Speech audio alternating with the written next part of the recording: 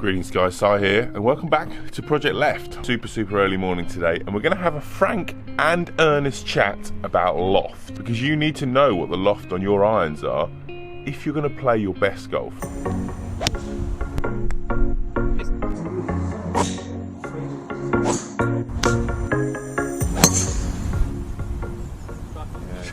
Okay guys, so we are starting today's video in the shop because I want to specifically talk about Loft on irons. I put up this picture up on Twitter this week of a set of Cleveland irons that I found in someone's bag when I was giving them a playing lesson, their first kind of initial assessment. And every single iron had the Loft stamped on them. And it really made me think that we need to have a bigger and better conversation about lofts on clubs. So I've specifically got the new Titleist range of clubs and wedges here, and let's use these as great examples of how we can better understand loft and how that then affects your game. So for a while we've had lofts on wedges, and we've all talked about 56 degrees and 60 degrees and lob wedges and gap wedges and all this stuff. But that's quite a recent phenomenon, the gap wedge and the lob wedge. Now, why has that manifested itself? Why didn't that happen in the 1800s, the 1900s and the early 20th century? Simply for me because the lofts on irons have got stronger, so therefore they've necessitated these extra irons. I'm a big believer that the golf manufacturers are trying to help you play better golf, but you've got to remember they are a business at the end of the day, and they are trying to sell golf clubs.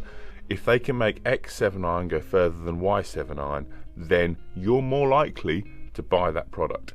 Hitting the ball longer is not always a bad thing, but it's something you need to be aware of. So the reason I've chosen the new Titleist range, so T100, T200, T300, is because for the first time this year, Titleist are stamping the lofts on their wedges. Pitching wedge of T300 is 43 degrees.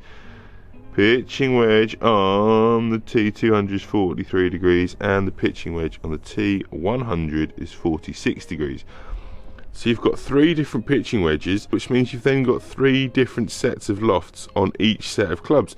And it's important to know that, because if you're trying to compare the 6 iron from this set and the 6 iron from this set, there's going to be about 3 degrees difference in loft. So of course this one's going to go further. It's not rocket science, it is simple physics. If this club has got a stronger loft, it's going to go further than this loft. And what that means is that when Titleist send us our demo sets, they also send us a 48 degree gap wedge type club, 48 degree gap wedge type club in T200 and T300, because essentially you're then needing something else. So potentially that could create a massive gap in your bag. If you've got a standard gap wedge of 52 degrees and your pitching wedge is 43 degrees, that 9 degree gap is essentially a whole club that you could be missing out on. And essentially that's what's happened over the years. Lofts have got stronger and stronger and stronger, therefore you need to carry an extra wedge. And if you carry a set with a 43 degree pitching wedge, that's fine, but you're going to need to carry this 48 and then something like a 54 to match in, but then also something like a 56, which is possibly going to be too close to the 54. You're maybe going to need to go to 58 or 60. And that's why it's so important to go through the fitting process on those irons so that you know how far each club goes. We employ like a 3-step fitting plan, so we'll fit the set of irons, get them built, delivered in your hands, and then we'll measure the distance of the pitching wedge and then fit gap wedges accordingly. Similarly at the other end, we'll go from the top iron, whether that's a 4 iron, 5 iron, 6 iron, and then fit hybrids according to those iron sets that you have purchased. And it's not just Titleist, there's Ping, it's Callaway, it's a lot of the other manufacturers out there are doing the same thing, because they know that if you compare X7 iron versus Y7 iron, if Y7 iron goes further, then you're possibly more likely to buy that club. But it's all about managing how that set makes up all the way through the bag. So what we're going to do now, we're going to wait for it to get daylight. I've got a few hours in the shop to do, and then we're going to test these clubs out and test this theory out with my left-handed swing. Obviously, being an amateur, this will be quite an interesting test. Does stronger lofting help me out? So let's find out.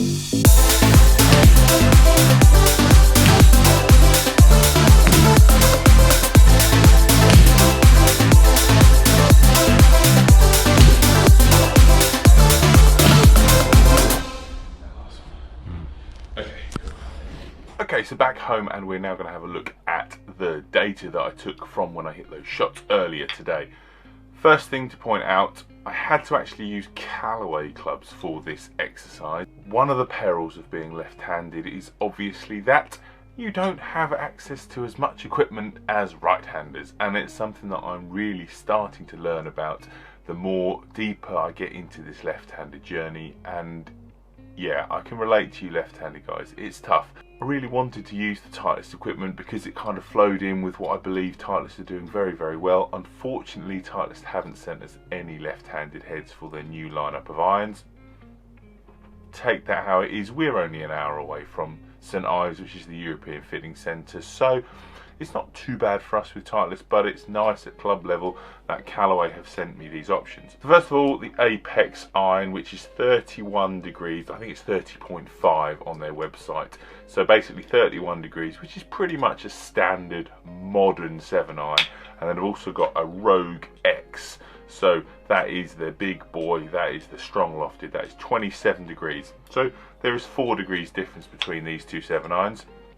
Because they're fitting heads, I use the same ½ inch longer stiff XP95 true temper shaft so that it could be as even as possible, and I tried not to let my pre-biased judgment affect me in any way.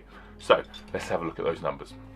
Okay, so on the screen you're going to see first of all the numbers for the shots that I hit with the Apex, and you can see going across we've got the speed on the left hand side, which is averaging 109 miles an hour. That is ball speed, not club head speed. Don't worry guys, I haven't got that much faster. 109.5 miles an hour, 20.3 on the loft there. And then if we flick across to the spin, you've got 5,000 averaging on the spin, 30 yards in peak height, and averaging a carry of 155 yards. All pretty standard type stuff for my 7-iron. I'm hitting my 6-iron about a 160, 165 carry with my current Ignite clubs, which is pretty much the same lofted as these Apex irons. But if we flick across straight away to the Rogue X irons, you can see a huge jump up in ball speed, averaging 120 miles an hour, so another 11 miles an hour faster. The launch angle, look at that, 16.3. Now this has obviously come about as a happen chance, but there you can see 4 degrees difference in the launch, so hopefully pretty much swinging the same. The Rogue X is 4 degrees stronger and the ball's launched 4 degrees lower. Pretty good there. Spin, pretty much exactly the same spin in there, and peak height 29 yards, pretty much the same peak height. But look at that carry, averaging 174 yards, so another 19 yards further in the air. And again, if you think about the difference between a club is about 3 degrees, and we say about 10 yards difference in carry per club, you can see that the Rogue X is at least 1, if not 2 clubs stronger than the Apex. And that is all she wrote really. One of these clubs had 27 degrees and the same length shaft as another club that had 31 degrees and the same length shaft. Which one do you think was going to go further? Well, of course the 27 degree club is going to go further. Now, that's not to say that either of these clubs are better or worse than each other. It's just important to know the difference. And those extra 19 yards from that Rogue X 7-iron are absolutely fantastic. But if the pitching wedge goes 20 yards further, then what happens? If the pitching wedge goes 120 yards, let's say, what do you do for the rest of the bag? You're going to need to fill that with certain gaps, because you're going to need to hit shots 100 yards. You're going to need to hit shots 90, 80, 70, 60, 50, all these different distances. Now, it's going to be then a choice between how much do you want to be taking distance and taking speed off clubs, or how many wedges do you want to carry that you want to hit fully.